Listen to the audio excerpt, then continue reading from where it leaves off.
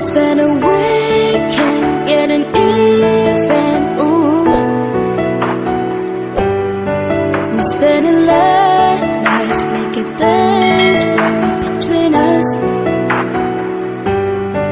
But now there's all. Assalamualaikum warahmatullahi wabarakatuh. Hello everyone, come back to my channel. My name is Siti Marlina. I am student Islamic University of Sultan Toha Saifuddin Jambi. I am from class 5B English Education. Subject Language Learning Assessment. Lecture Miss Wahyuni Fitria MPD. Today we are going to study about future continuous tense. The first about definition. Definition, future continuous tense. Is it used to express a continued or an ongoing action in future? Jadi, definisi dari future continuous tense adalah suatu bentuk tenses yang digunakan untuk menunjukkan bahwa suatu kejadian akan terjadi di masa depan dan terus berlanjut untuk beberapa waktu. Nah, jadi suatu ada kejadian yang akan terjadi di masa depan dan terus berlanjut untuk beberapa waktu. Setelah kita mengetahui definition future continuous tense, nah jadi itu adalah kejadian yang akan terjadi di masa depan. Kejadian sedang terjadi itu, kejadian itu adalah besok dan terus berlanjut. About function future continuous tense. Number 1, to state an activity that will be or is being carried out at a time in the future or in the future with a specific time description.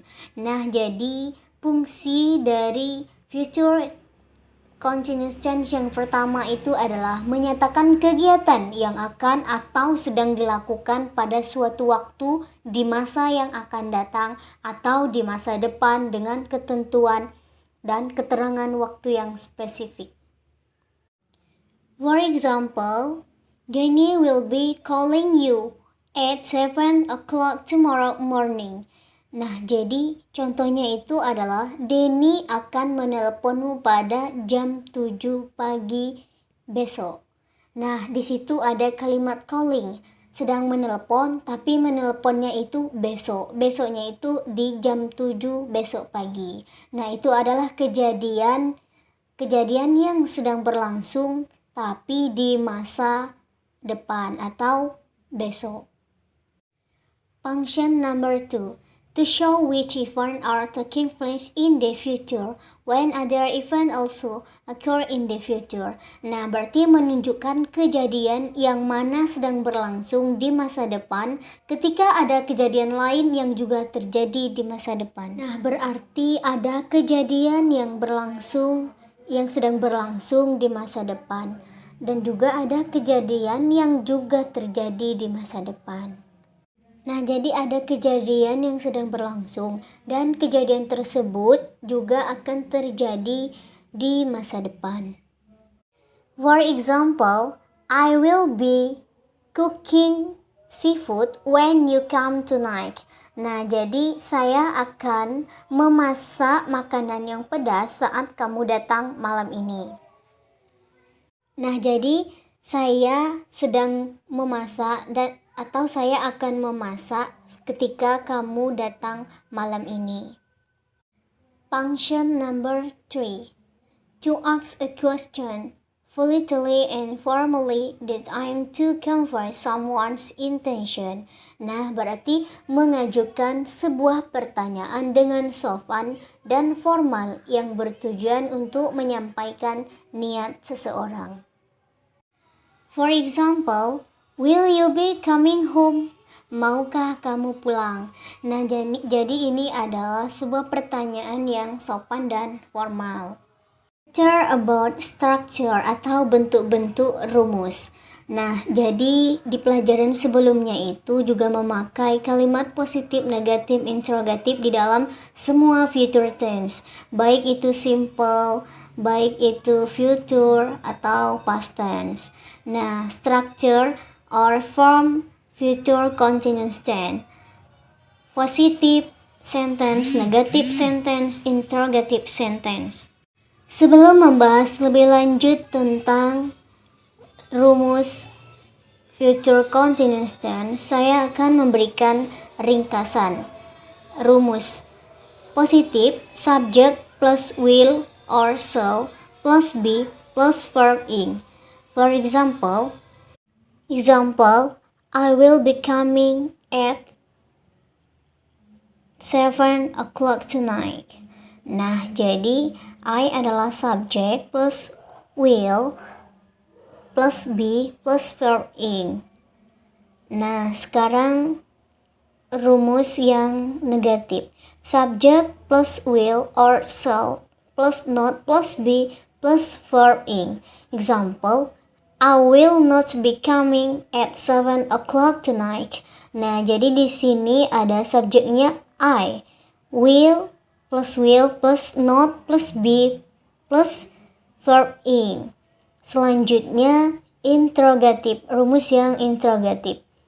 Will or shall plus subject plus be plus verb ing. Example, will I be coming at 7 o'clock tonight? Nah, di sini kita lihat will plus subject, subjeknya adalah I, plus be plus verb ing, verbnya adalah coming.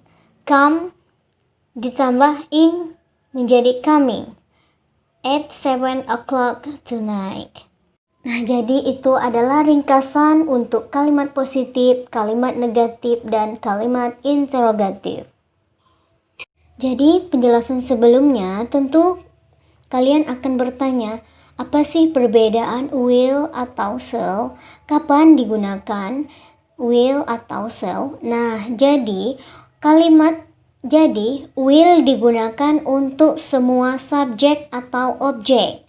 I, you, they, we, he, she, it. Berarti will digunakan untuk semua subjek atau objek.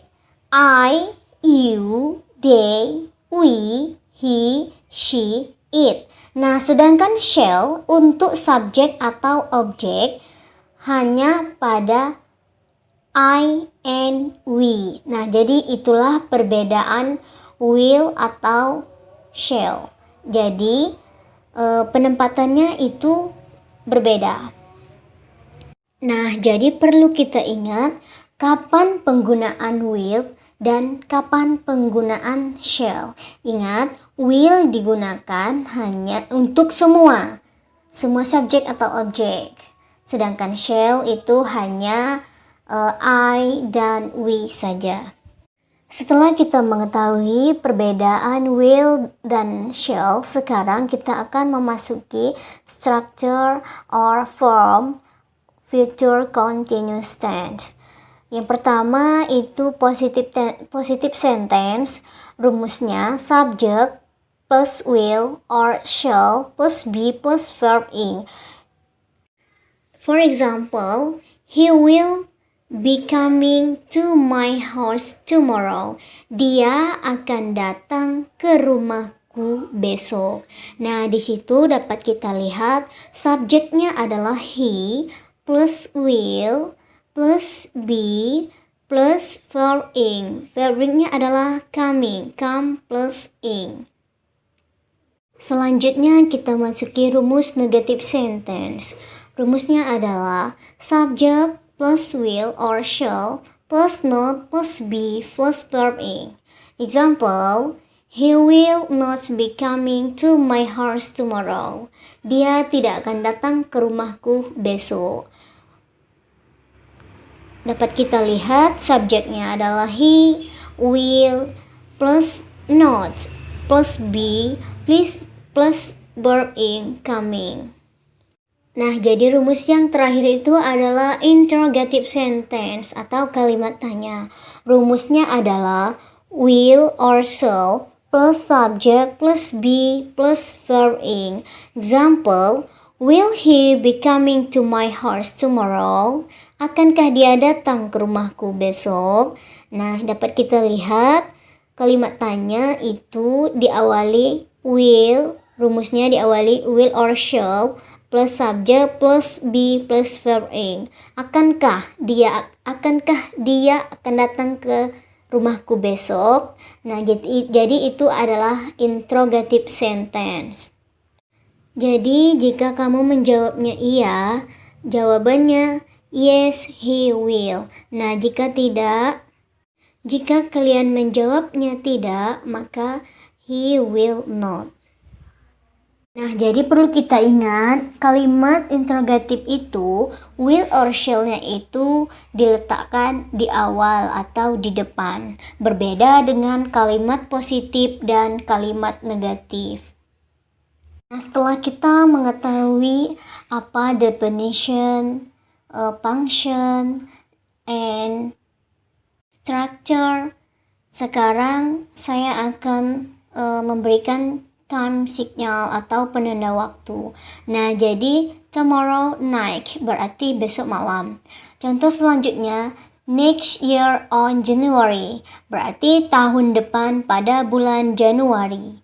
Selanjutnya tonight at 7 o'clock, nanti malam jam 7. Dan masih banyak lagi time signal atau penanda waktu lainnya. Nah, sekian penjelasan dari saya mengenai future continuous tense. Nah, kita sudah membahas apa definition dari future continuous tense, apa function dari future continuous tense, dan apa structure dari future continuous tense. Dan terakhir tadi kita sudah membahas tentang time signal or penanda waktu. Nah, jangan lupa untuk belajar diulang kembali pelajaran yang telah kita pelajari. Sekian, terima kasih, dan saya akhiri. Wassalamualaikum warahmatullahi wabarakatuh. Catch 'em all.